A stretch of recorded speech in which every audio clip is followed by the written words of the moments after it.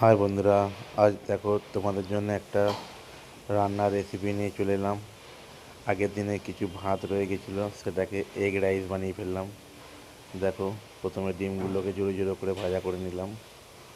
ভাজা করে নেওয়ার পর বিনস, গাজর, পেঁয়াজ কালি, বটবটি এগুলো রয়েছে।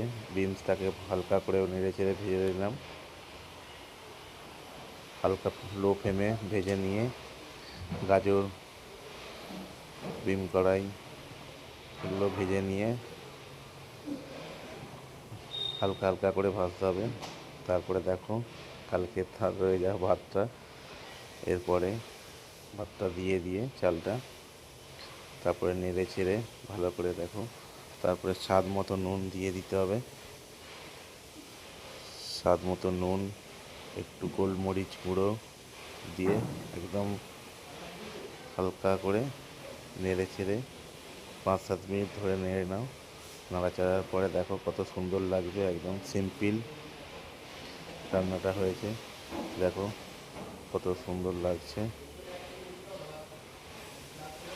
বন্ধুরা,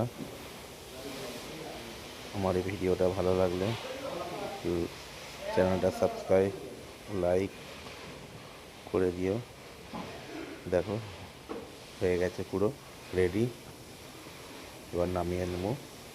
দেখো নামানোর পরে কত সুন্দর লাগছে। দেখো, ভিডিওটা ভালো লাগলে শেয়ার করে দিও।